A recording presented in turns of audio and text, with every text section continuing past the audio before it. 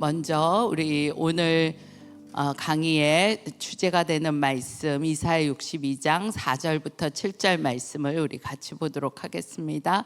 다시는 너를 버림받은 자라 부르지 아니하며 다시는 네 땅을 황무지라 부르지 아니하고 오직 너를 헵시바라 하며 내 땅을 뷸라라 하리니 이는 여호와께서 너를 기뻐하실 것이며 내 땅이 결혼한 것처럼 될 것임이라.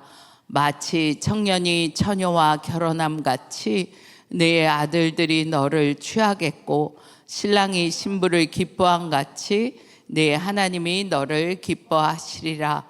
예루살렘이여, 내가 너의 성벽 위에 파수꾼을 세우고 그들로 하여금 주야로 계속 잠잠하지 않게 하였느니라. 너희 여호와로 기억하시게 하는 자들아, 너희는 쉬지 말며 또 여호와께서 예루살렘을 세워 세상에서 찬송을 받게 하시기까지 그로 쉬지 못하시게 하라. 아멘, 아멘. 네, 우리가 지난 시간에 진리로 기도하는 것에 대해서 나누었습니다. 진리의 허리띠를 띠면 우리의 기도 또는 우리의 믿음이 흔들리지 않고 나아가는데, 그 진리는 뭐였죠? 우리의 존재 자체가 기도함으로 사는 그러한 중보자의 존재로 하나님이 바꿔주셨고, 우리의 기도가 결코 망할 수 없도록 하나님이 모든 조치를 다 취하시고, 하나님 그분이 먼저 기도를 시작하셨다는 것을 이렇게 나누었습니다. 그 진리로 허리띠를 띠면 기도가 흔들리지 않게 되지만, 그 진리로 기도하는 게 기도의 한 축이고, 또 한 축은 사랑으로 기도하는 것, 다시 말하면 하나님과 사랑의 관계에 대한 것이 한 축이겠습니다. 그래서 기도할 때 나는 진리로 기도하는가, 그리고 하나님과의 사랑의 관계로 또 사랑의 동기로 기도하는가를 점검해 보는 것입니다. 실제로 우리가 결혼을 해서 살 때 혼인신고를 하잖아요. 그 혼인신고는 다른 이성이 이 결혼에 접근하지 못하도록 해주는, 결혼의 관계를 보호하는 울타리가 됩니다. 그렇죠? 결혼 전과 후가 달라지는 게 다른 여자, 남자에게 관심을 두지 않는 울타리가 되잖아요. 그런데 그 울타리가 결혼을 지켜주긴 하지만 실제로 부부가 서로 사랑하고 아주 좋은 관계를 유지해야 이 결혼이 행복한 것이지, 결혼했다고 혼인신고를 했다는 이 울타리만으로 결혼이라고 할 수는 없는 거잖아요.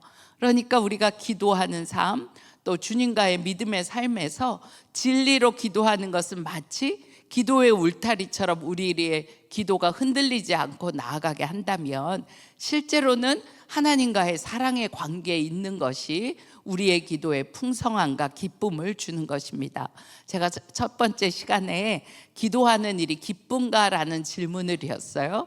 그게 내 기도가 잘 가고 있는가를 확인하는 거라 그랬는데, 기도가 기쁜가의 중요한 열쇠는요, 하나님과 나와의 사랑의 관계 속에 있는가 하는 거예요.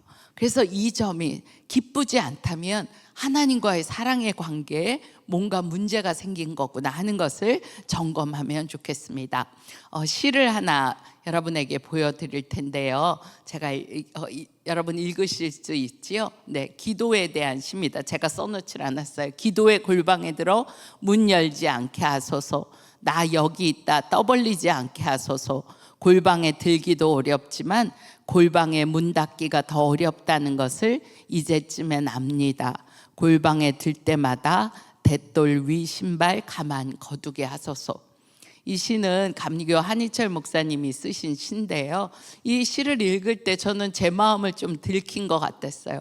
우리가 하나님만 보시기에 은밀한 곳에서 기도해야 되는 걸 압니다. 그래서 기도하는 거가 소문내지 않고 떠벌리고 바리새인처럼 시장바닥에 가서 기도하지 않는 건 아는데, 그래도 그 골방에 들어 기도하는 나를 누군가 좀 알아줬으면 하는 마음이 우리에게 있는 거예요. 근데 여러분, 만약에 내가 어떤 사람과 아주 은밀하고 좋은 관계에 있는 어떤 사람과 얘기할 때 누가 껴들면 좋아요, 싫어요? 제가 저희 남편하고 이렇게 가끔 이제 카페 가서 이렇게 차를 마시는데 그때 누가 어머 목사님 이러고 막 쫓아오면 제가 좋을까요? 나쁠까요? 한 번은 미국에 가서 어딘지 그 기억이 잘 안 나네. 하여튼 미국에 가서 스타벅스를 갔는데 남편이랑 둘이 이제 커피를 마시고 나오는데 거기 이제 그 직원이 그러는 거예요. 이렇게 저한테 30불짜리 스타벅스 카드를 주는 거예요. 그러면서 이거 너에게 주는 거예요. 그래서 왜 이걸 나에게 주니? 그랬더니 어떤 사람이 너한테 주라고 이걸 보고 갔어 그러는 거예요. 그래서 소름이 확 돋더라고요. 누가 주셔서 30불짜리 스타벅스 카드를 주신 건 너무 감사한데 누가 우리를 보고 있었다는 거야, 이런 생각이 드는 거예요.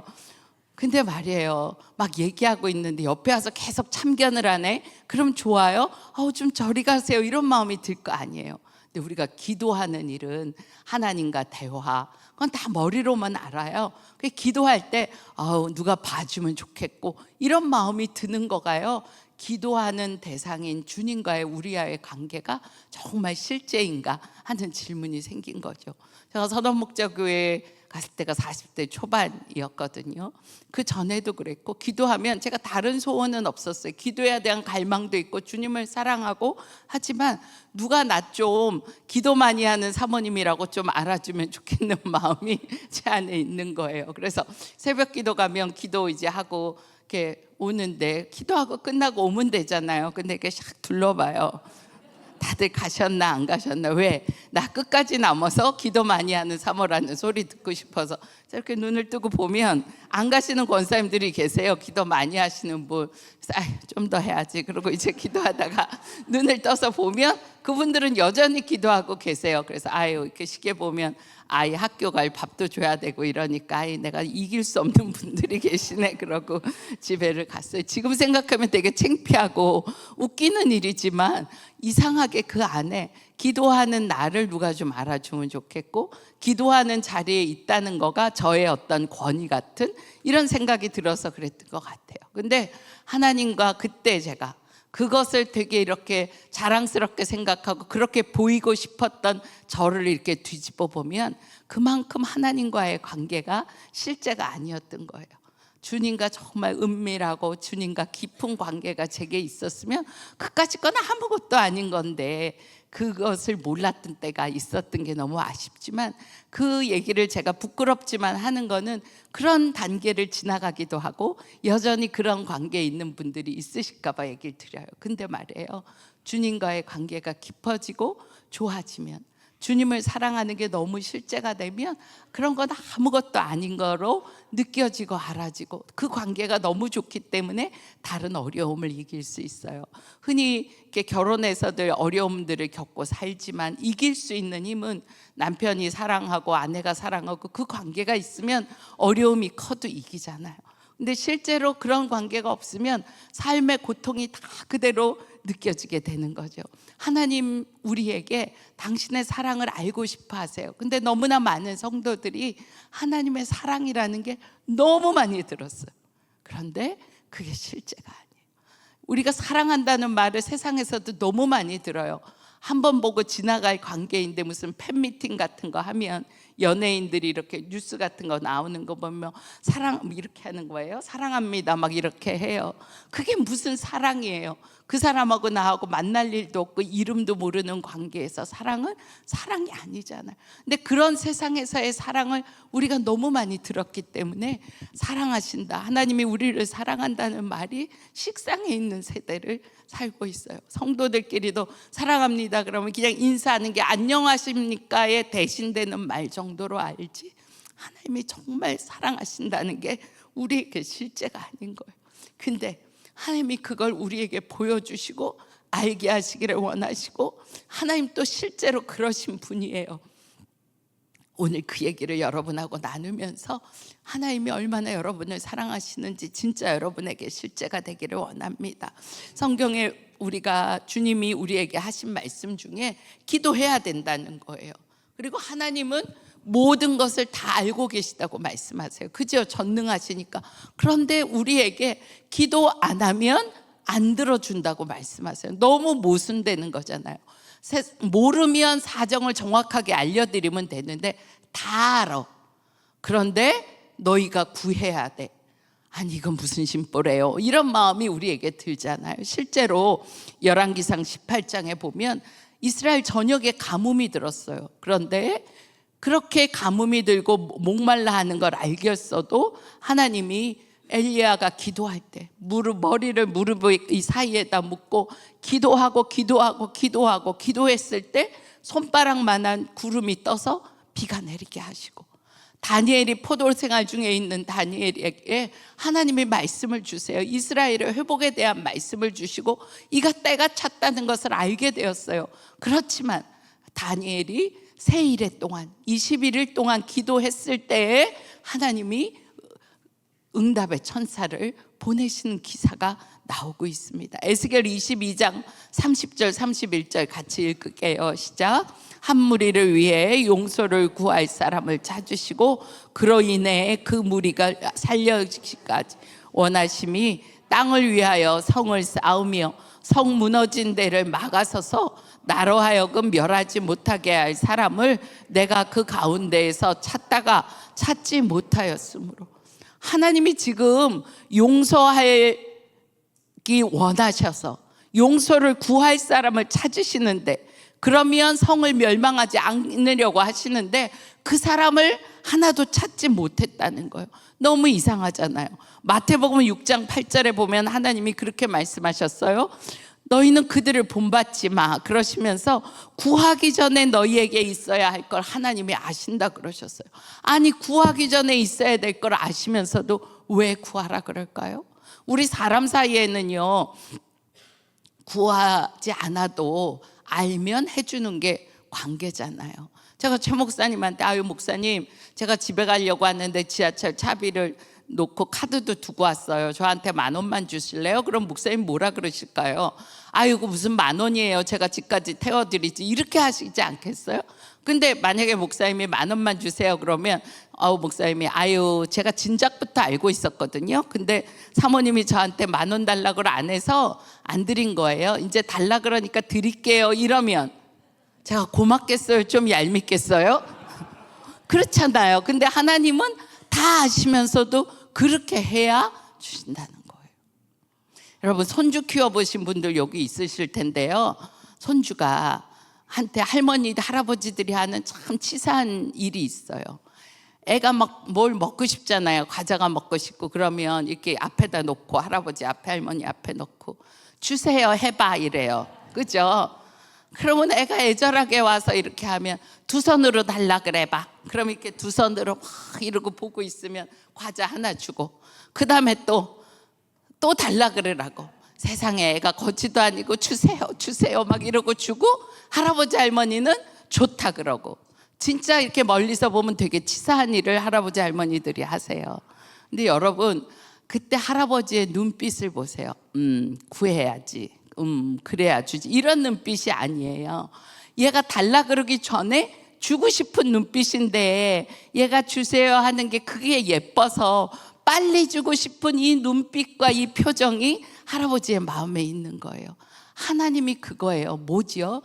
너희가 구하지 않으면 안 주겠다. 이거는요, 하나님이 우리와 네가 구하는 그 사건과 그 일을 통하여 너와 관계를 맺고 싶다는 거예요. 우리가 본성이 뭐가 일이 있어야 가서 달래고, 애들도 그렇잖아요. 엄마 아빠랑 얘기하고 싶어 하지 않아요. 머리가 좀 크면. 근데 지네가 필요한 게 있으면 갑자기 나이스하게 와갖고 엄마 있잖아 뭐 이러고 나와요. 하나님이 그걸 아시는 거예요. 그래서 뭐가 필요해서 엄마 있잖아 아빠 있잖아 하고 오는 거라도 우리를 만나기 원하셔서 주님이 우리에게 알지만 구해야 된다고 얘기하셨어요.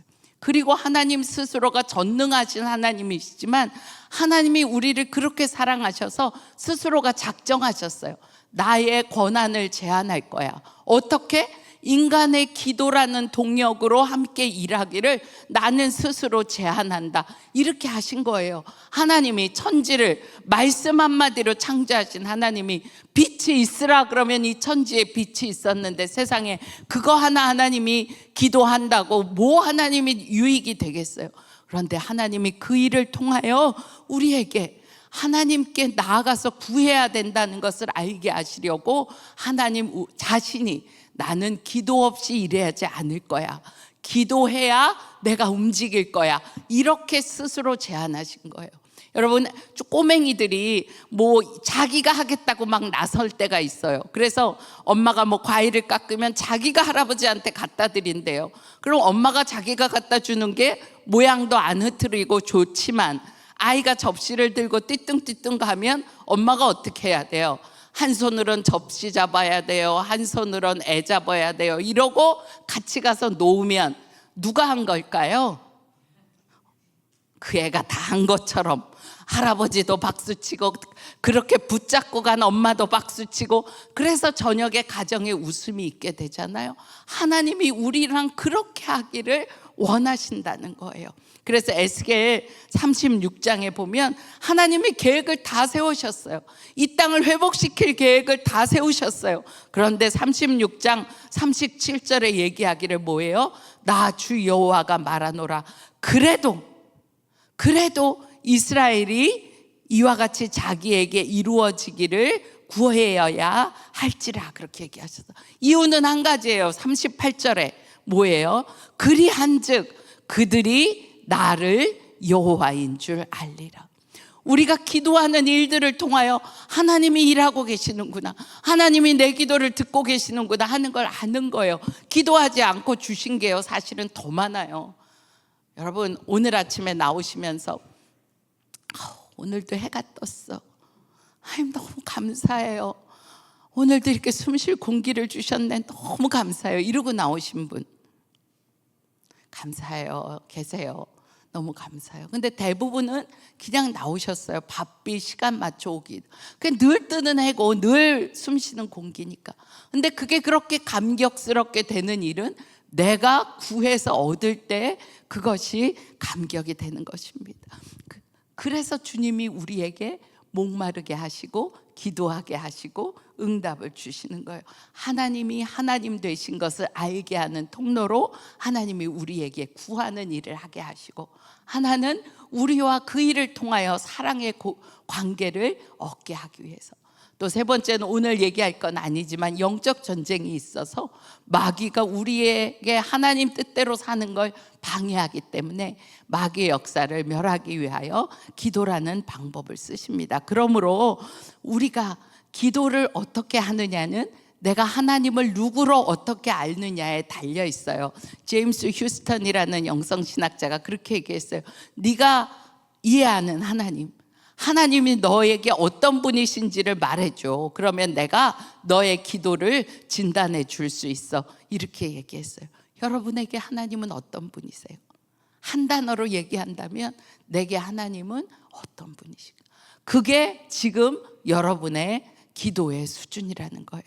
하나님은 우리에게 기도를 잘하는 거, 많이 하는 거, 어떤 미사여구를 쓰는 거, 이거 원하시는 게 아니고요, 나를 더 원하시는 거예요. 여러분 이해하실 수 있죠? 하나님은 우리가 어떤 기도를 드리느냐가 아니고 내가 그분에게 누구인지, 하나님은 나를 더 원하신다는 것입니다. 그러므로 모든 신앙생활 기도의 열쇠는 하나님이 내게 어떤 분이신지를 아는 것입니다. 정직한 기도는 바로 여기서 시작하는 거예요. 저는 기도의 베이스는 정직한 기도라고 생각해요. 이 정직한 기도가 뭐냐면 대상이 살아있을 때만 정직한 기도를 할 수가 있어요. 그죠? 그렇지 않으면 하늘에 계신 우리 아버지요 막 이러면서 미사여구를 막 쓸 수는 있어요. 그렇지만 내가 살아있는 사람에게 얘기하는 것 같지는 못해요. 그런데 하나님이 살아계신 분이라는 게 내게 실제가 되면 거기서부터 정직한 기도가 나오고, 정직한 기도에서부터 나의 기도는 시작될 수 있는 거예요. 저희 교회에 유치부 아이, 지금은 이제 고등학생쯤 된 것 같아요, 아이의 기도가 있는데 제가 헌금 봉투를 좀 보여드릴게요. 이렇게 썼어요. 6살 때니까 헌금 봉투가 보이시죠? 완전히 삐뚤빼뚤 디귿이 뒤집어지고 막 야단이 났어요. 근데 얘가 헌금 봉투에 10,000원을 하고 그 다음에 1,000원을 했어요. 그러면서 거기에다 이렇게 썼어요. 하나님, 제가 하나님께 10,000원 드리는 것이 아까워요. 그렇지 않게 해주세요. 하나님 아버지, 제가 돈을 좋아해서 하나님께 돈을 드리기 싫은 마음을 받아주세요. 너무 귀엽죠. 그래서 전도사님이, 유튜브 전도사님이 저한테 너무 귀엽다고 이걸 이렇게 보여주신 거예요. 그런데요, 전도사님이 얘가 너무 귀여워갖고 기도를 해주신다고. 그래, 선생님, 전도사님이 너한테 기도해줄게. 뭐라고 기도해줄까? 그랬더니 걔가 6살짜리가, 제가 돈보다 예수님을 사랑하게 해주세요. 여러분, 여기 계신 어른 여러분, 6살보다는 다 나이가 많으실 테니까 우리는 돈의 위력을 얘보다 더 잘 알아요. 그리고 돈을 더 좋아해요. 그런데 교회에 이렇게 앉아갖고 우리 남자 성도들끼리 여자 성도들끼리 기도 제목 나눌 때 이런 기도 안 내놔요. 사실은요, 제가 돈을 너무 좋아해요. 혹은 지금 돈 때문에 너무 걱정이에요. 이런 얘기를 안 해요. 창피하다고 생각해서. 그리고 아무도 안 보는 하나님 앞에서도 이런 기도 안 해요. 저는 정직한 기도는요, 대상이 살아있을 때, 내 얘기를 들을 때 하는 거예요. 우리에게는 기도를 해야 하는 이 당위성과 또 내가 살아온 삶의 이 겹겹이 입은 옷들이 너무 많아요. 근데 하나님이 이런 기도를 들으실 때 얼마나 좋으셨을까, 이런 마음이 드는 거예요. 아이도요, 돈의 위력을 알아요. 그런데 하나님이 돈보다 크게 여겨져야 돈 문제를 하나님 앞에 맡길 수 있지 않겠어요? 우리가 하나님을 어떻게 아느냐에 따라 기도가 다 달라지게 되어 있습니다. 2015년에 예멘에서 선교사님들이 다 철수를 했습니다. 예멘 내전이 심각해지면서 다 철수를 했고, 다른 나라 선교사님들 다 철수했는데 한국 선교사님들이 끝까지 남아 있었어요. 그분들은 예멘에서 이 치과병원을 하셨었는데, 마지막에 이제 알카에다가 갑자기 급습을 했는데, 마침 거기서 일하는 현지인 직원이 이 선교사님들하고 좋은 관계가 있어서 한국 사람들 다 없다, 그리고 이 사람들은 이제 지하실에 숨기고 이렇게 했어요. 이제 더 이상 있을 수가 없게 됐으니까 이제 우리도 나가야 되겠다. 근데 문제는 나가고 싶다고 또 나올 수가 있는 게 아니에요. 병원이 있는 곳에서 예멘의 수도인 사나까지 와야 되고, 거기서 또 비행기가 떠야 이제 한국으로 올 수 있는 거예요. 근데 이거는 극비 보안 사항이니까 기도 제목을 이렇게 성도들에게 나누고 기도할 수도 없었어요. 그래서 우리가 정말 비밀리에 몇몇 기도 중보 기도자들만 이 제목을 나누는데 얼마나 피가 말리는 기도 제목인지 몰라요. 한 일주일은 사나까지 나오는 거가 기도 제목이었어요. 차에 기름이 구해야죠. 또 들키지 않고 사나까지 산길로 해서 숨어서 나와야 되죠. 일주일 동안 매일 그 기도를 했는데 일주일쯤 지나니까 드디어 사나까지 나왔습니다. 할렐루야. 이젠 비행기를 타야 되는데, 비행기가 예멘에서 뜨려면 사우디아라비아의 허락을 받아야 돼요. 유엔 국적기가 뜨는 일도 사우디아라비아가 허락을 해줘야 되는데, 오늘 비행기가 뜹니다 그랬다가 오늘 안 됐습니다. 오늘 비행기가 뜹니다. 그러기를 또 일주일 하다가 7월 20 며칠 월요일이었는데 2015 그날 저녁에 7시쯤 됐는데 드디어 비행기가 떴습니다. 기도한 사람들이 얼마나 울고 감격을 했는지 몰라요. 살았구나, 이제는 한국에 오겠구나. 월요일에 떴으니까 월요일인지 화요일인지 한국에 도착을 했는데, 그 주간의 금요일에 선한목자교회 금요 성령 집회 와서 이분들이 간증을 하셨어요. 전 얼마나 기다렸는지, 어떻게 이분들을 하나님이 이끄셔서 보호하셔서 한국까지 오게 하셨을까? 하나님은 우리의 기도에 어떻게 신실하게 응답을 하셨을까? 너무 듣고 싶은 거예요. 근데 그날 제가 그분들의 얘기를 듣고 충격을 받았어요. 우리 이런 고생하며 이렇게 떨리는데 여기까지 하나님이 인도하셔서 나오셨어요. 그런 얘기 일절하지 않았어요. 아이부터 어른 팀장인 선교사님에게 이르기까지 하나같이 똑같은 얘기를 하셨는데, 그 팀장 선교사님이 이렇게 얘기하셨어요. 우리는 지금 난민으로 한국에 온 것입니다. 우리가 있어야 될 땅은 예멘입니다. 여러분, 우리가 속히 예멘으로 돌아갈 수 있도록 기도해 주십시오. 아니, 엊그제 화요일에 나와갖고 금요일인데 얼마나 이 정신적인 스트레스가 심했겠어요. 그러면 우리가 좀 쉬어서 안정을 찾아서 다음에 어디로 갈지를 주님께 묻는 게 보통 인지상정인데, 우리가 지금 있어야 될 땅은 예멘인데 난민으로 나와 있다고 우리가 빨리 돌아갈 수 있도록 기도를 해달라니요. 같은 하나님을 믿는데 어떻게 기도가 이렇게 다르며 소원이 이렇게 다를까? 그날 제가 마음으로 정말 충격도 받고 기도도 간절하게 하게 되었어요. 우리가 하나님을 어떤 하나님으로 아느냐에 따라 기도가 달라지게 되어 있거든요. 그분들은 지금 오만에서 병원을 하시고 그러고 그 예멘 땅의 문이 열리기를 기도하고 있습니다. 우리가 하나님을 무서운 하나님으로 알면 어떻게 해서든지 잘 보이려고 애를 쓸 거예요. 그렇죠? 하나님 너무 좋으신 하나님이라고 생각하면 내가 하나님을 대하는 마음도 편안할 거예요. 근데 너무나 많은 성도들이 하나님을 두렵고 무서운 하나님으로만 알고 있어요.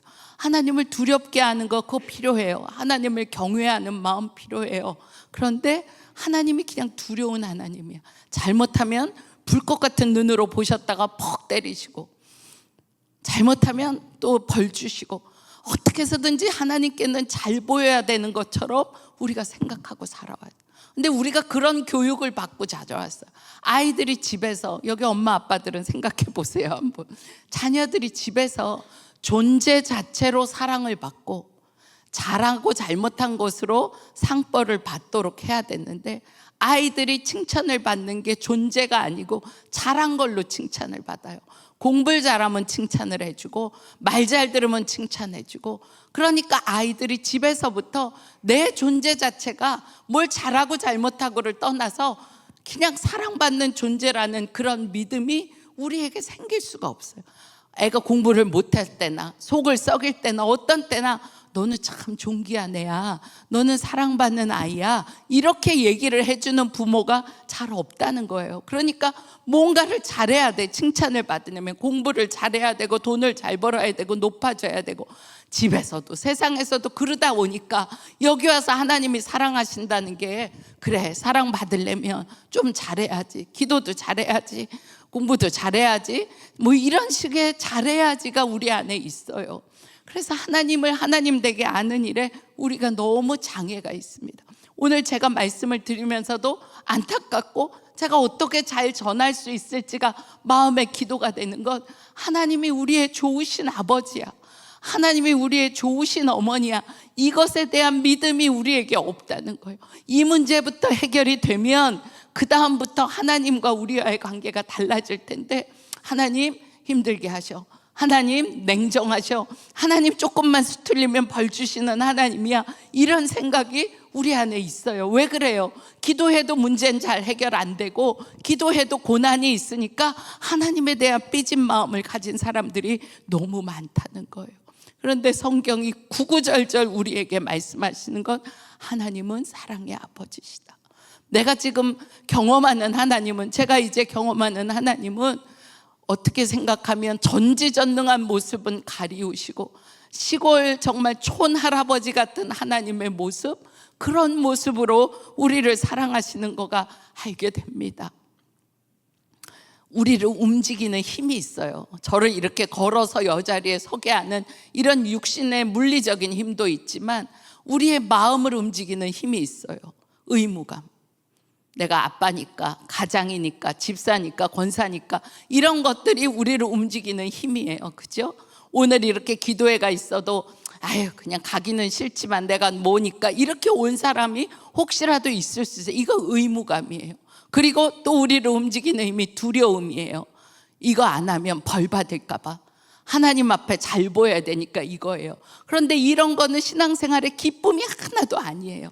우리를 기쁘게 하고 우리에게 생명을 주는 힘은 하나님, 그분이 우리를 사랑하시고 나도 하나님을 사랑하는 그 사랑의 관계, 알콩달콩한 그 사랑의 관계가 있을 때 신앙생활이 기쁨이 되는 건데, 하나님이 제일 먼저 우리에게 알게 원하신 건 내가 너의 아버지야, 내가 너의 좋은 아버지야, 이거를 하나님이 우리에게 알리고 주고 싶어 하는 거예요. 하나님은, 저는 구약을 읽으면서 요즘은 제가 말씀 기도가 본문이 에스겔 또 예레미야, 이사야, 이 세 가지가 세 군데의 말씀 기도로 가거든요. 구구절절히 하나님이 벌 주겠다는 거예요. 내가 너를 심판하겠다는 거예요. 근데 저는 하나님의 마음이 지금쯤 오니까 읽혀져요. 얼마나 벌 주기 싫으시면, 얼마나 때리기 싫으시면 이렇게 선지자들을 세워 구구절절 40몇 년 동안 20몇 년 동안 벌 줄 거다, 내가 벌 줄 거야, 돌이키지 않으면, 우상 숭배 안 하면 너희들 벌 줄 거야를 어떻게 그렇게 얘기하세요? 여러분, 우리가 자식 키울 때도 하잖아요. 혼나, 엄마가 때려줄 거야. 엄마들이 보통 이렇게 해요. 이거는 뭐예요? 때리고 싶지 않아, 빨리 말 들어, 이거잖아요. 어느 엄마가 말 안 하고 이러고 가갖고 탁 잡고 퍽, 이런 엄마는 없어요. 귀에 쟁쟁거리고 시끄럽게 나 계속해요. 이유는 때리고 싶지 않다는 거예요. 하나님이 때릴 거야, 멸망시킬 거야, 벌 줄 거야, 계속 선지자들을 통해서 말씀하신 거 절대 때리고 싶지 않다는 거예요. 그래서 그 마음을 붙잡게 되면 그때부터 기도가 달라지는 거예요. 믿음이 없이는, 히브리서 11장 6절, 믿음이 없이는 하나님을 기쁘시게 하지 못하나니 하나님께 나아가는 자는 반드시 그가 계신 것과 또한 그가 자기를 찾는 자들에게 상 주시는 이심을 믿어야 할지니라. 믿음은 너무 단순한 거예요. 하나님 살아계셔, 그것이 내게 실제가 되고, 그리고 나오는 거예요. 잘못을 했어도 나오고, 하나님 앞에 죄를 지었어도 나오고, 나오면 그걸 믿음이라고 여긴대요. 엄청나게 태산을 옮기는 뭐를 해서가 아니고 하나님 앞에 나오면 되지. 내가 잘못하고 죄를 지었어, 아버지 앞으로 나오면 되지. 그거 하나 붙잡고 나오는 걸 하나님이 믿음이라고 여기신다는 거예요. 탕자라는 말을 씁니다. 우리 팀켈러 목사님이 prodigal father라는 책을 쓰셨는데, 탕자, 이 prodigal이라는 단어는 제멋대로 군다 이런 말도 되지만 아낌없이 아주 남김없이 써버린다 이런 뜻도 있거든요. 그러니까 사실은 아들은 헤매고 다니고 잘못했지만 아버지가 prodigal father다, 자녀를 위하여 남김없이 준다는 거예요. 그 아버지가 어떻게 기다렸나요? 동구 밖에서 아들이 오기까지 그냥 기다리고 서 있는 게 아버지세요. 우리는 하나님이 전지전능하시지만 얼마나 스스로를 제한하시고 우리에게 맞춰주시고 우리를 기다리시는지 우리가 봐야 됩니다. 제가 다른 때도 간증을 했었던 얘기지만 저희 아버지가, 친정 아버지가 제 생일에 돌아가셨거든요. 그러니까 제 생일날은 되게 슬픈 날이었어요. 그래서 요즘은 세월이 많이 흘렀지만 한 10년 20년 동안에는 누가 제게 생일을 축하한다 이러기보다는 아버지 추도식으로 모이고 집안이 좀 우울한 분위기가 되고 그런 날이었어요. 근데 이제 하나님 은혜 안에서 제가 그런 과정을 극복하고 죽음과 생명은 맞닿아 있는 것이니까 아버지의 죽음이 또 나의 생명으로 이어졌다 이렇게 생각을 했거든요. 근데 한 번은 저희 선한목자교회에서 목회자 퇴수회를 가서 부목사님 내외와 갔는데 그 해의 주제가 하나님의 예언을 받는 거가 주제였어요. 그래서 하나님의 예언은 특별한 은사를 있는 사람이 아니고 우리에게 하나님이 직접 말씀하시는 걸 듣는 거다.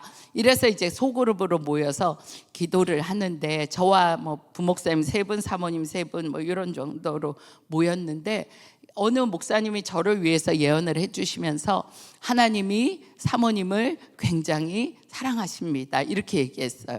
그러면 제가 아멘 이래야 되잖아요. 저도 모르게 나온 얘기가 과연 그럴까요? 그랬어요. 그렇게 말해놓고는 수습이 안 되는 거, 이거 도대체 어떻게 해야 될지. 담임사모가 부목사님이 하나님이 사랑하신다고 얘기해 주는데 아멘 해야지. 저도 모르게 과연 그럴까요? 그러고 나서 제가 이렇게 소위 입신이라 그러죠. 이렇게 하나님이 주신 안시간으로 바로 이렇게 이어서 들어가게 됐습니다. 그래서 이렇게 이제 제가 펼쳐지는 장면이 있었어요. 저희 아버지 돌아가시는 날의 장면이 제게 펼쳐지는 거예요. 지금도 생생하게 기억이 나는데 주일 오후에 혼수 상태에 들어가셔서 월요일 아침에 소천하셨거든요. 근데 주일 오후니까 저녁 예배 때라 어머니는 교회 가시고 저만 아버지를 지키고 있었는데 아버지가 그때부터 안 좋으셨어요. 그래서 제 손을 꼭 잡으시더니 리브가야 리브가야 리브가야 이렇게 몇 번 제 이름을 부르셨어요. 근데 그때 제가 아버지한테 한 얘기가 있어요. 그때 고3인데 애가 뭘 알았겠어요. 근데 아버지 손을 잡고 아버지 걱정하지 마세요, 이렇게 제가 얘기를 했어요.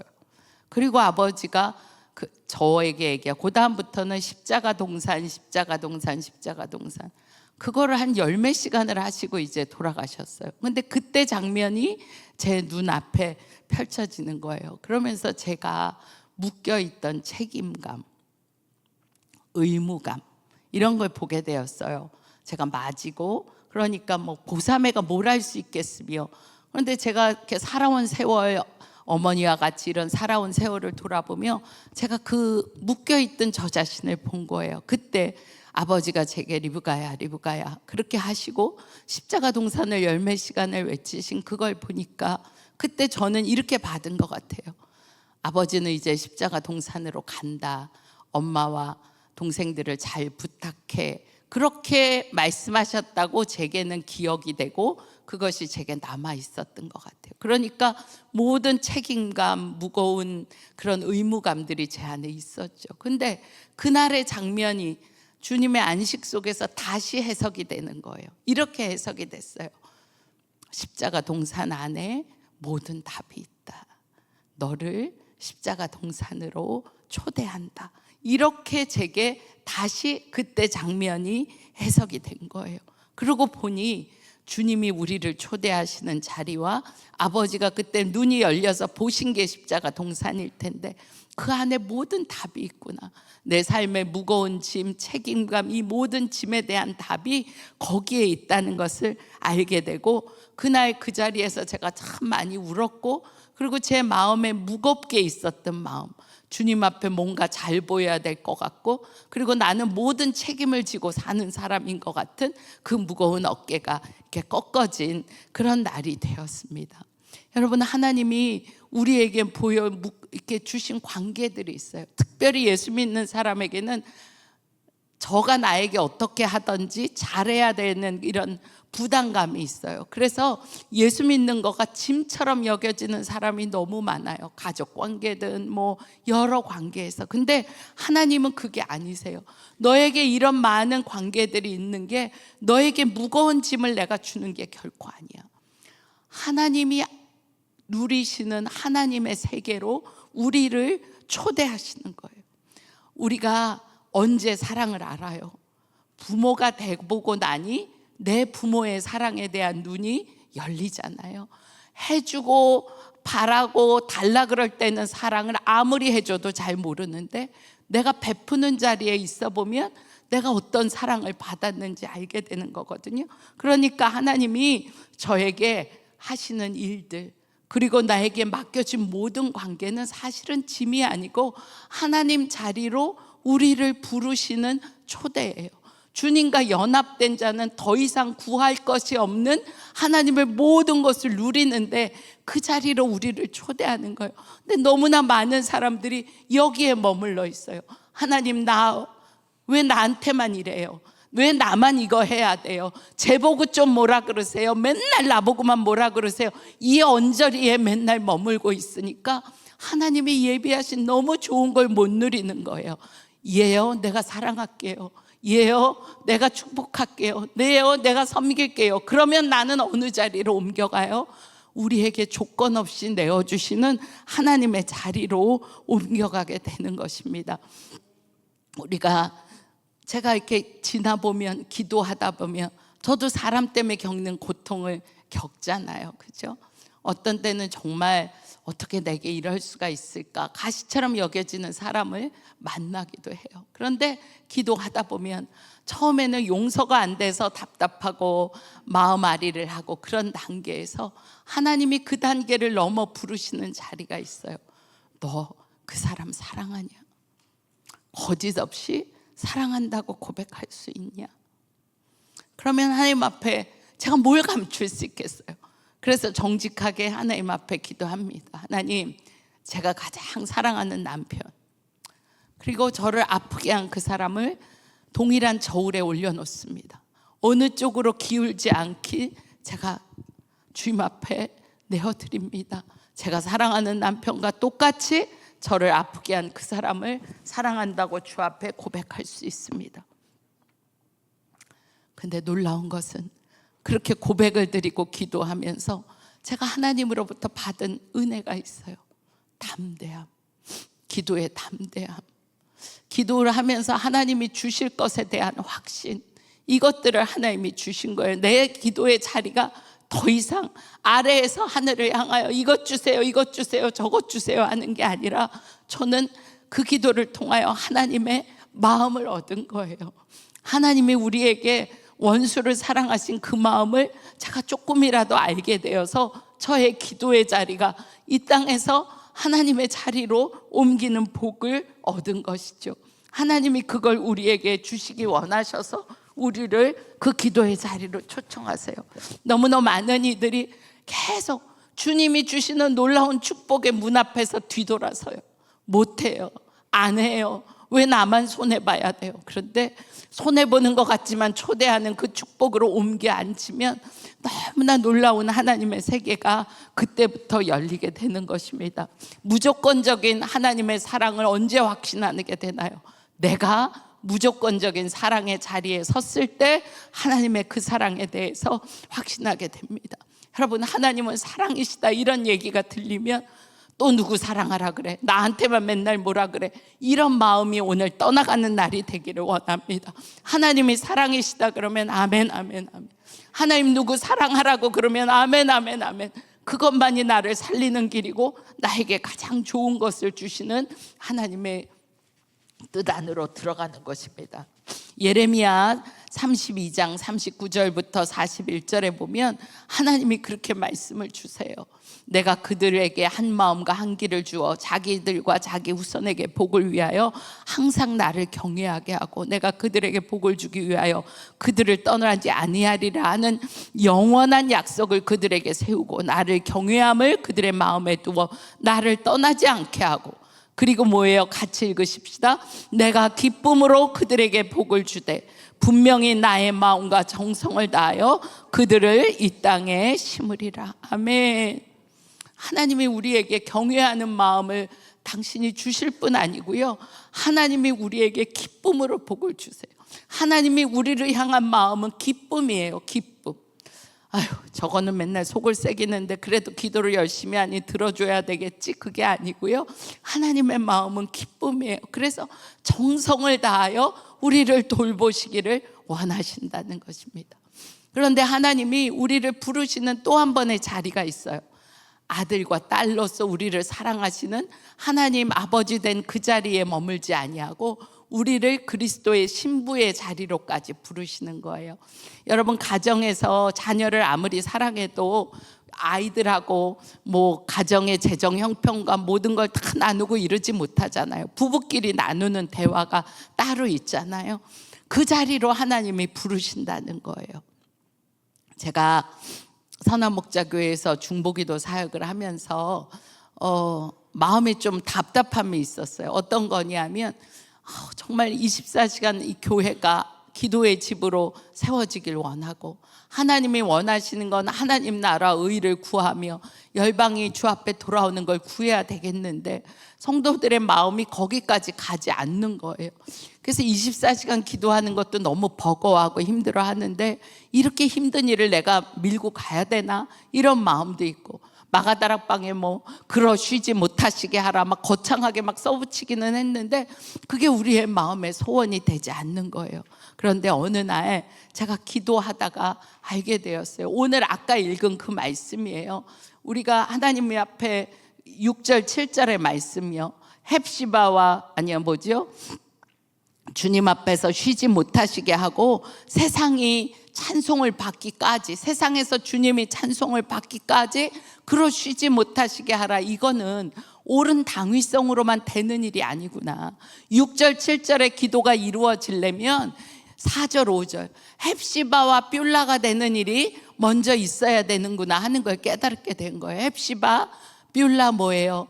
주님의 신부, 그리고 기쁨, 이 뜻이에요. 그러니까 주님의 기쁨이 되고 주님의 신부가 되면 자기 가정을 자기가 지키는 게 당연한 일 아니겠어요? 그래서 그렇구나, 옳은 것, 주님이 찬송을 받으시기까지 쉬지 못하시게 하는 이 일이 문제가 아니고 우리 성도들이 헵시바와 뷸라로 주님 앞에 서는 게 문제구나 하는 것을 알게 되었어요. 이런 깨달음을 가지고 그 눈으로 보게 되니까 성경이 창세기부터 요한계시록까지, 창세기의 아담과 하와의 혼인으로 시작해서 예수님의 첫 사역 가나의 혼인잔치의 기적부터 마지막 요한계시록의 어린 양의 혼인잔치까지 결혼의 말씀으로 쭉 이해가 되는 거예요.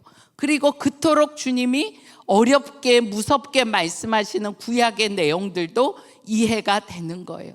성경에 보면 이스라엘을 향하여, 우상 숭배하는 이스라엘을 향하여 음행한 여인이라고 얘기하세요. 그냥 얘기해서는 잘 몰라요. 그런데 이 신부의 관점에서 보면 부부가 결혼해서 사는데 딴 여자 딴 남자를 기웃기웃하는 부부가 어떻게 사랑의 관계라고 할 수 있어요?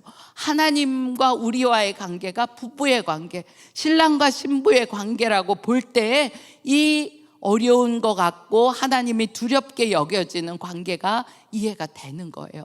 여러분, 남편이 여기 아내가 이렇게 해서 아유 여보 당신은 첫째야, 그리고 우리 회사에 있는 그 미스김 있잖아, 거긴 둘째야, 그리고 내가 거래처 직원 하나 마음에 두는데 그 사람은 셋째야, 당신 속상해하지 마, 당신이 첫째거든. 이러면 어느 와이프가 어머 제가 첫째라서 너무 좋아요, 이런 여자가 어디 있어요? 머리털을 다 뽑아버리지. 부부관계라는 건 독점적인 관계, 나는 너만, 너는 나만. 그러니까 하나님이 우리에게 말씀하시는 내가 너희들을 가만 안 둘 거야, 벌 줄 거야, 이스라엘에게 선지자를 통하여 계속 말씀하시는 건 뭐예요? 하나님이 이스라엘만을 사랑하시듯이 이스라엘 너도 우상 숭배하지 말고 나만 사랑해, 그 얘기가 되는 거예요. 그러니 성경을 성경으로 제대로 알아야. 전도를 갔더니 어떤 사람이 아이고 하나님 사랑의 하나님이라고, 아유 뭐요, 내가 성경을 좀 알거든요. 근데 읽어보니까 뭐 구약에 보니까 다 싸그리 죽이더라고요. 죄 없는 애들도 죽이고 뭐 동물까지 다 죽이고, 그런데 무슨 하나님이 사랑의 하나님이에요? 그러면 그러게요. 그리고 은혜를 받고 그냥 돌아오는 일들이 있어요. 이유는 뭐예요? 이 신랑 신부의 관점에서 주님이 우리를 독점적으로 사랑하시고 나는 너밖에 너는 나밖에 하는 이 관계를 우리가 모르기 때문이에요. 그래서 하나님은 우리가 그렇게 주님 앞으로 나오기를 원하십니다. 성경에 보면 어리석은 처녀와 슬기로운 처녀의 비유가 마태복음 25장에 나와요. 처녀 10명이 신랑이 오기를 기다렸는데 신랑이 더디 와서 기름을 준비한 게 떨어졌어요. 그래서 이 5명의 처녀가 기름이 있는 처녀한테 우리 좀 나눠줘 그랬더니 애들이 아유 안 돼 이래갖고 나가서 기름 사러 돌아다니는 중에 신랑이 온 거예요. 그래서 문을 두드리니까 안 열어주고 끝이 난 거예요. 은혜가 되세요 여러분? 안 되죠. 이게 무슨 어리석은 처녀와 슬기로운 처녀예요. 깍쟁이 처녀와 뭐 이렇게 써놔야죠. 근데 성경이 그렇다는 거예요. 이 얘기는 무슨 얘기냐면 우리에게 날마다의 기름 준비가 필요한데 이거는 꼬을 수도 없고 빌려올 수도 없고 하나님과 나 사이의 관계에서만 나오는 거예요. 마가다락방에서 저 이렇게 기도하는데 어느 날 토요일에 제가 기도하러 갔더니 막 한창 기도하고 있는데 누가 와서 툭툭 쳐요. 보니까 어떤 청년인데 저를 모르는 청년인 것 같아. 이래갖고 집사님 그러더니 내가요 뒤에서 가만히 들어보니까요 집사님 방언기도 소리가 듣기가 좋더라고요. 그런데 제가 알기는 임파테이션이라는 게 있다는데요, 집사님 그 방언기도가요 저한테 좀 옮겨오게 기도 좀 해줘봐요 이러는 거예요. 제가 너무 이쁜 거 있죠 청년이. 그래갖고 야 좀 앉아봐 그래갖고 앉혀놓고는 있잖아, 하나님은 너가 방언을 이쁘게 하든 뭐 어떻게 하든 상관없이 다 알아들으신다. 아기가 엄마한테 엄마 이래도 밥 줘 물 줘 기저귀 갈아줘 졸려 다 알아듣듯이 하나님 그거 알아들으신다. 그러니까 방언을 유창하게 아름답게 좋게 들리게 하는 거에 신경 쓰지 말고 너의 마음을 그대로 순전하게 하나님께 아뢰. 그냥 내가 기도는 해줄게. 그리고 이제 기도해주고 보냈어요. 여러분 이해할 수 있어요? 뭐를 임파테이션이라는 게 정말 어떻게 하는 건지 전 잘 모르지만 하나님과 우리와의 직접적인 관계 속에서만 되어지는 일들을 누가 도와주고 누가 권면하고 옆에서 중보해 줄 수는 있지만 그걸 꿔주고 빌려주고 할 수 없는 거예요. 이 처녀들의 문제는 매일매일의 기름이 필요한 건 알지만 그 매일매일의 기름을 준비하지 못했다는 거예요. 주님과의 우리 사이의 관계는 한 번에 유조차 대놓듯이 이만큼 기름 저장해 놓고 빼쓰는 게 아니고요, 날마다 주님과의 살아있는 관계에서 그 기름이 나오는 거고, 그런 삶이 마지막 때 주님을 오심을 준비하는 거예요. 여러분, 우리가 기도할 때 하나님이 내가 정한 기간에 딱딱 응답해 주시던가요? 그런 분이 있으면 저도 거기 가서 기도 좀 받고 싶어요. 그런 일이 없어요. 우리가 기도의 날을 정해요. 그거는 하나님 그때까지 응답해 주세요 이게 아니고요, 나 자신이 하도 육신적이라 거기에 묶어서라도 기도를 가요. 같이 정해서 같이 가요. 이렇게 하는 거잖아요. 하나님은 우리에게 기도한 대로 안 들어주세요. 그래서 다니엘은 21일 했네, 그럼 나도 21일. 근데 잘 안, 뭐라 그러는지 모르겠어요. 그러면 그래, 예수님도 40일 작정하셨으니 40일 너무 짧은가? 오다 절에 보니까 100일 도량기도라고 써있네. 100일은 해야지. 이게 날짜가 그렇게 정해지는 게 아니에요. 100일을 해보세요. 그러면 그때 가서 하나님 제가 옷가게를 할까요? 분식점을 할까요? 막 매일 기도했는데 100일쯤 지나면 알아져요? 더 모르겠어요. 더 오리무진 같아요. 하나님이 우리에게 기도 응답을 늦추시는 이유가 있어요. 우리의 마음이 하나님께로만 향하게 하는 기간이에요. 처음에는 하나님 이거 들어주세요. 내가 옷가게 할까요? 분식가게 할까요? 막 이렇게 하고 하나님 어떻게 막 이러고 하는데 응답이 안 되는 그 시점에 이르면 나오는 기도가 있어요. 하나님 뭐가 잘못된 걸까요? 이 기도가 그때 가서 나오는 거예요. 처음엔 이거 해주세요 저거 해주세요 40일 동안 막 하는데 그게 응답이 안 되는 그때 가서 하나님 뭐를 해야 되는 거죠? 뭐가 잘못되어 있나요?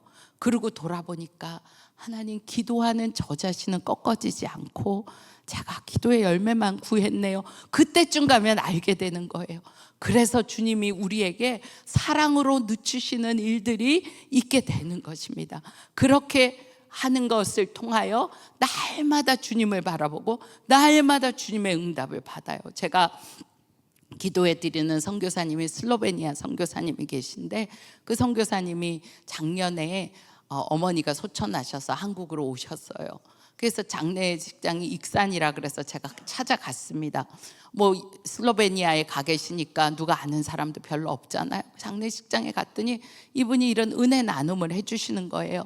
슬로베니아 선교사지만 지금 들어갈 수가 없어서 헝가리에서 있으시면서 가끔 이제 기도 정탐으로만 갔다 오시는데 어느 날 슬로베니아에 가서 기도하는데 주님이 갑자기 떠나라는 마음을 주셔서 기도하다 말고 한밤중에 떠났는데 그 전날 하나님이 기름을 채우라 그래갖고 비는 억수로 오는데 다 주유소마다 일찍 문을 닫았는데 기름을 채워야 되니까 뭐 17군데 주유소를 돌아서 기름을 채워 넣고 그리고 이제 그 다음날 저녁에 기도하는데 주님이 급히 떠나라는 말씀을 주셔서 급히 차를 몰고 그 지역을 빠져나왔는데 이렇게 골짜기에 있는 도시여서 여러분 뉴스를 찾아봐도 나와요.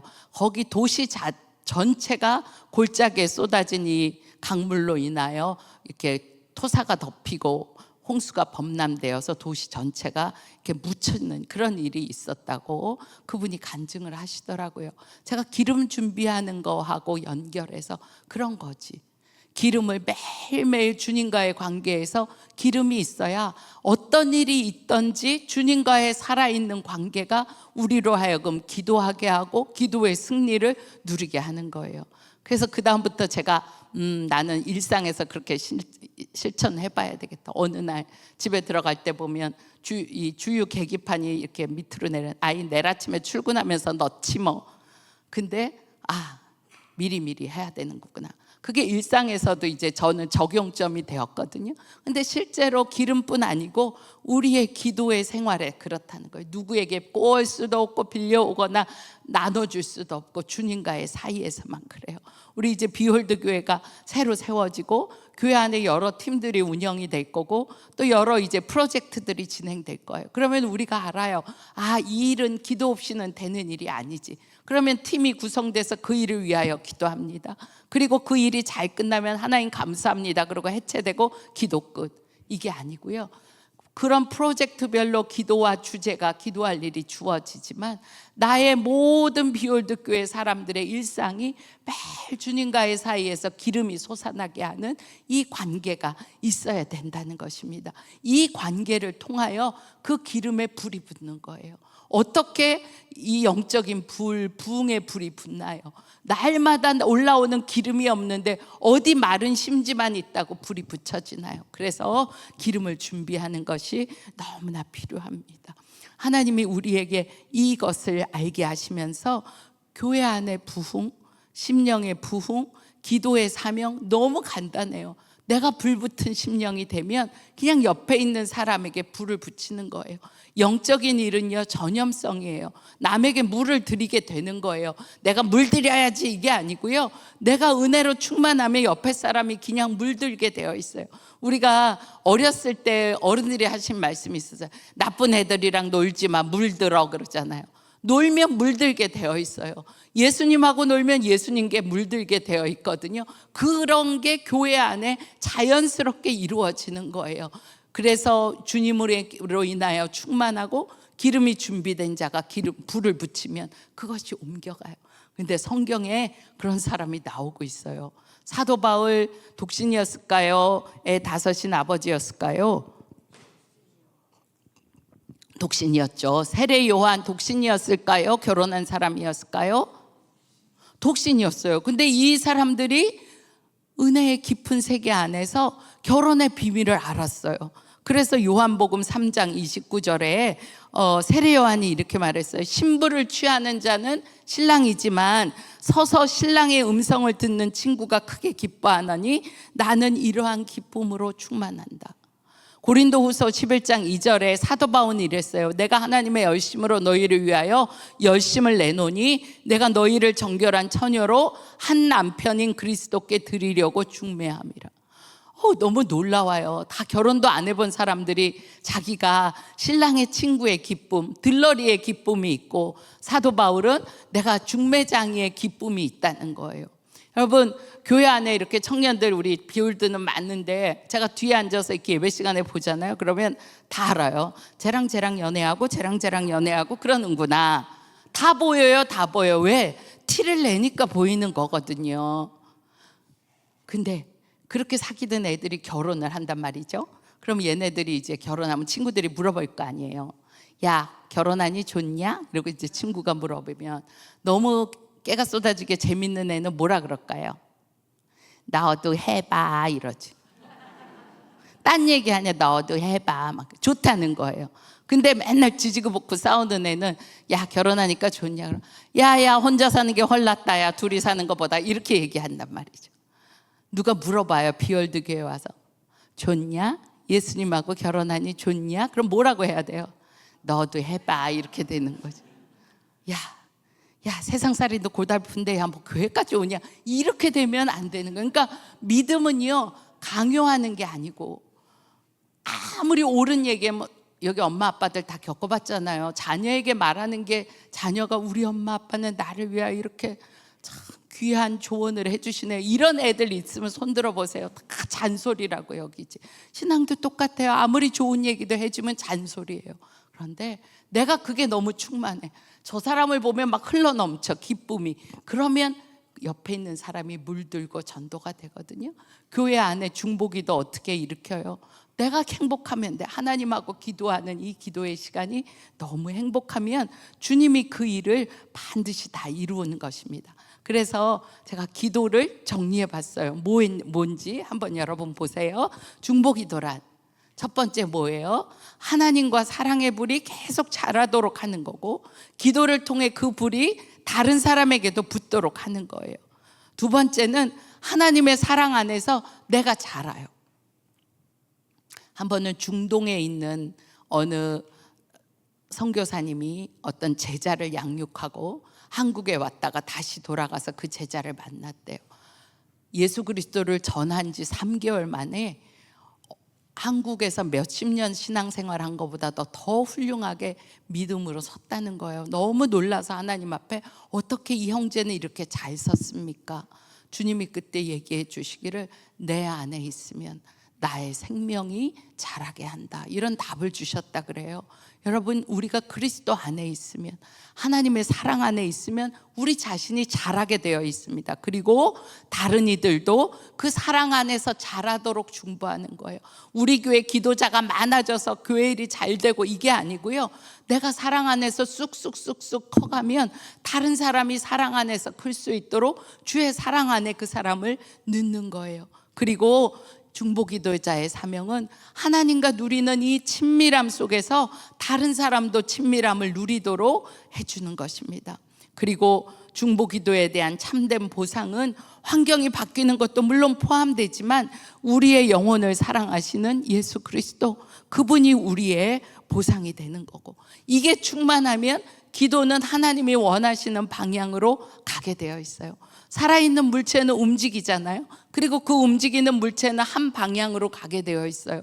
우리가 살아있는 주님과의 관계에서 충만함을 누리면 이 기도는 반드시 주님이 원하시는 기도, 하나님 나라와 의를 위한 기도로 가게 되어 있다는 거예요. 제가 기도, 중보기도 이 단어를 혼용해서 쓰는 것은 기도의 주체가 되시는 분이 예수 그리스도, 그분이시고 그분은 중보기도자이시고 중보기도의 주체이시기 때문에 주님의 뜻대로 하는 기도자는 중보기도, 기도, 이 두 가지 단어를 제가 혼용해서 쓰는 것입니다. 오늘 여러분하고 나는 저의 간절한 마음은 사랑하시는 하나님 아버지, 그리고 나의 신랑 되신 예수 그리스도. 남자들이 신랑의 개념을 이해하기가 참 쉽지 않을 것 같지만 저는 주님이 열어주신다고 믿어요. 왜? 사도 바울에게도 중매장이의 기쁨을 주시고 세례 요한에게도 들러리의 기쁨을 주셔서 결혼의 비밀을 알게 하셨으니 남자 성도들에게도 하나님의 독점적인 사랑에 대한 눈을 열어주시리라고 믿습니다. 우리 같이 좀 기도하고 우리 비홀드 교회가 진리의 허리띠를 띠고 주님과의 풍성한 사랑의 관계로 나아갈 수 있기를 원합니다. 우리 이 시간 기도하면 좋겠습니다. 하나님, 제 마음을 여러분 비춰보십시오. 하나님의 사랑을 의심하였던 마음이 있으면 그 마음을 회개합니다. 주님의 보혈로 우리의 심령을 씻어 주십시오. 제가 정말 주의 생명 안에 붙어 있는 자인지는 제가 실제로 기도의 기쁨을 누리는지를 보면 알 수 있을 것 같습니다. 주님의 사랑의 관계 속에서 기도의 기쁨을 누리게 해주시라고 여러분의 심령을 정직하게 하나님 아버지 앞으로 가지고 나아가 우리 기도하면 좋겠습니다. 기도하겠습니다. 하나님 아버지, 하나님의 사랑을 의심하였던 마음, 하나님 아버지, 하나님 주님의 보혈을 씻어 주셔서 우리의 마음에 여러 가지 안타까운 마음들이 있습니다. 하나님, 그 마음을 주님이 씻어 주시기를 원합니다. 하나님, 더 깊은 기도로 들어가며 하나님, 우리의 기도가 아버지 안에 힘들고 어렵고 답답한 것이 아니고 하나님의 사랑 안으로 들어가는 기도가 될 수 있도록 하나님 이끌어 주시고 인도하여 주시기를 아버지 간절히 따라오고 원합니다. 아버지 하나님 사랑 안에서, 하나님의 사랑 안에서 아버지 하나님 이거를 누리기를 원합니다. 하나님 소개되기를 원합니다. 하나님 아버지, 하나님 사랑에 대해 의심하고 하나님 고난조차 하나님의 주신 은혜의 새 역사인 것을 아버지 하나님 깨달아 알도록 인도하시고 아버지의 생명으로 하나님 이끌어주시고 인도하여 주시기를 간절히 바라고 원합니다. 주님의 말씀에 비추어 아버지 하나님 우리 자신을 조명하여 주셔서 하나님 우리의 기도의 좌절, 기도의 낙심이 하나님의 사랑에 대한 의심으로 가 있는 것들을 아버지 하나님 회복되도록 아버지 하나님 이끌어 주시고 인도하여 주시기를 아버지 간절히 바라고 원합니다. 하나님 나의 아버지, 하나님 아버지 주님 안에서 생명의 영으로 하나님 이끄시고 아버지 역사하여 주옵소서. 하나님 우리의 기도를 살리시는 주님, 생명의 기도를 살리시는 주님, 하나님 아버지 이끌어 주시는 주님, 오 나의 아버지 인도하시고 아버지의 생명으로 하나님 아버지 인도하시고 역사하여 주옵소서. 아멘. 믿음 생활은 너무나 단순한 것입니다. 내가 주의 생명에 붙어 있으면 하나님의 사랑을 누리고 그 누리는 사랑이 나의 삶의 기쁨이 되는 것입니다. 기도도 똑같습니다. 주의 생명 안에 거하면 주님의 사랑이 흘러와 그것이 나에게 기쁨이 됩니다. 우리 비홀드 교회 안에 기도의 역사가 일어나 정말 기도의 집으로 서기 원하는데 간단합니다. 내가 기도의 기쁨을 충만히 누려서 교회 안에 기도에 불 붙이는 자, 기도의 중매장이들이 될 수 있도록 우리 그 기도를 주님 앞에 올려드리겠습니다. 주님 아버지 주님 앞에 기도합니다.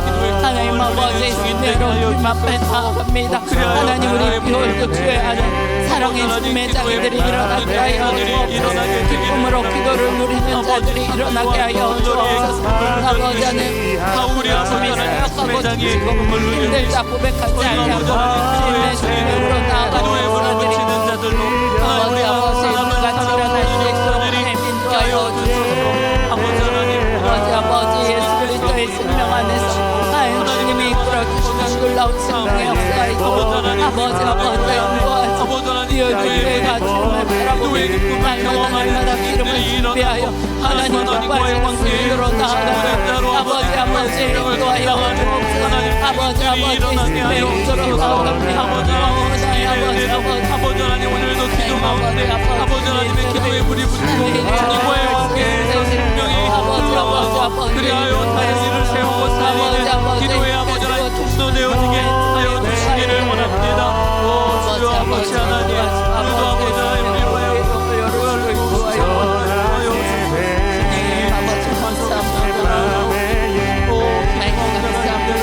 아버지의 생명으로 이끌어주시는 하나님 아버지 감사합니다. 하나님 우리를 사랑하시는데 그것이 우리의 듣기에 식상한 얘기나 뻔한 얘기로 들리지 아니하기를 원합니다. 말씀을 읽을 때 기도할 때 주님이 우리를 사랑하신다고 말씀하시는 고백이 우리의 삶의 전부로 반응되어지기를 원합니다. 나도 주님을 뜨겁게 사랑합니다. 저의 전부가 되십니다.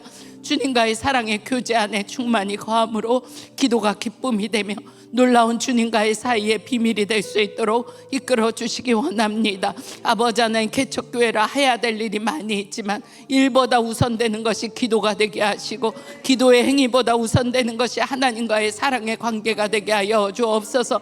그리하여 이 자리에 모인 모든 성도들이 주님과의 사이에서 날마다 솟아나는 기름이 있어 그 기름으로 성도들에게 기도의 불을 붙이고 사랑의 불을 붙이는 자들이 되게 하여 주옵소서. 사랑하는 비홀드 교회 모든 성도들은 중매장이의 기쁨, 들러리의 기쁨으로 충만하여 나도 주님과의 사랑의 교제를 누리고 모든 사람을 그렇게 세울 수 있도록 인도하여 주옵소서. 내일 주일 예배를 위하여 또 오후에 준비하게 됩니다. 내일 주일 예배가 하나님을 기쁘시게 하며 하나님을 너무나 기쁘시게 하는 예배가 되게 하시고 그 배에 참여한 모든 이들 안에 삶의 아버지 안에 힘이 새롭게 일어나는 그러한 예배가 되도록 이끌어 주옵소서. 이 시간 이후에 나눔과 기도 시간에도 주 성령께서 각자에게 말씀하여 주옵소서. 감사합니다. 예수님의 이름으로 기도합니다. 아멘.